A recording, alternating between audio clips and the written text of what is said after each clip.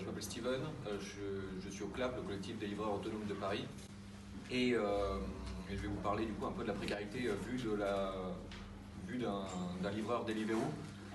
Il y a eu quelques un peu de définitions de précarité qui ont été ébauchées là.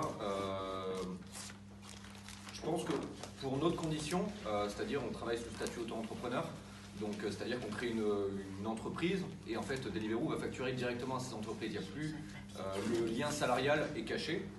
Et donc dans cette logique économique-là, je ne sais même pas si le terme de précarité il est assez fort, ça recoupe quand même beaucoup de réalités différentes.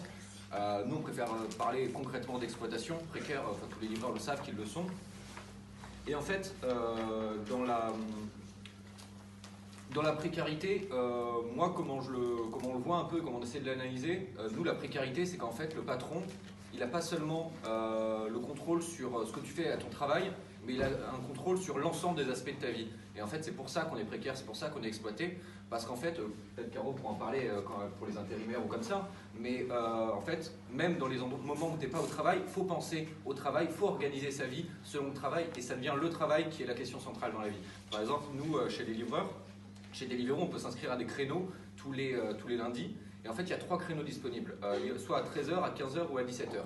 Et les livreurs les plus performants, qui rapportent le plus d'argent à la boîte, vont être sur les créneaux du matin et donc pouvoir accéder aux meilleurs créneaux. Évidemment, un dimanche soir, il y a plus de livraison qu'un mardi midi. Et donc, ces algorithmes-là fait par exemple que si tu pars en vacances pendant une semaine, en fait, tu vas perdre tes statistiques et donc la semaine d'après, tu vas être obligé d'avoir des horaires des horaires merdiques pour pouvoir avoir des bonnes statistiques pour essayer de remonter. Et là, je parle de vacances, mais c'est également quand on est malade en fait.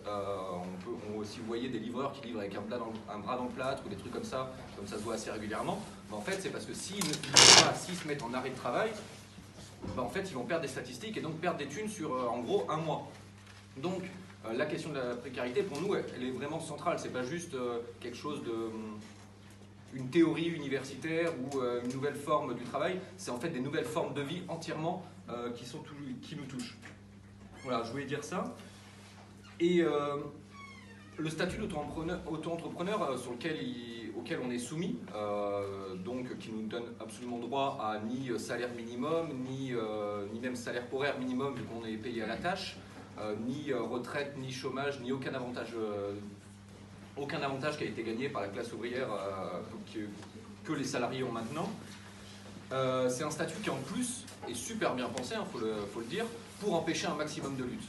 Parce qu'on est isolé, individualisé, atomisé. On n'a pas de machine à café pour discuter et contester la dernière décision du patron. Et de ce point de vue-là, en fait, le statut d'auto-entrepreneur, il empêche toute mobilisation. Et pourtant, on a réussi à mener des luttes et on a réussi à organiser des livreurs et on s'organise. Pas plus tard que vendredi dernier, on a bloqué les cuisines de Deliveroo, on a envahi 2 fois le siège, on a réussi à faire des trucs avec un nombre assez conséquent de livreurs, entre 50 et 100 à chaque fois. Et c'était juste pour dire que penser juste les luttes d'une manière mécaniciste, comme si c'était juste un statut qui empêchait des luttes et tout ça, c'est pas croire au rapport de force. En fait, aujourd'hui en France, il y a un peu plus de 10 000 livreurs Deliveroo, en tout cas qu'on fait la démarche pour créer le statut.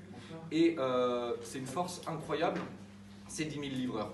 Et quels que soient nos statuts, quelles que soient les modalités que le patronat pourra faire pour empêcher les luttes, elles seront toujours possibles parce que quand ils baissent les salaires, en fait c'est notre vie qui est impactée et donc il y aura forcément des mobilisations. Et juste penser les mobilisations en mode la précarité rend les mobilisations plus difficiles, évidemment oui, mais juste par exemple un petit exemple, on n'a pas de machine à café pour se réunir et pour discuter tout simplement, mais en fait quand on n'a pas de commande, tous les livreurs, quand tu tapes depuis plusieurs mois, tu sais qu'il y a des endroits un peu stratégiques où l'appli va géolocaliser et où tu as plus de chances d'avoir une commande. Et donc en fait c'est pour ça que par exemple à la République ou sur certaines zones de Paris, en fait, les livreurs se réunissent là automatiquement pour augmenter leur rentabilité.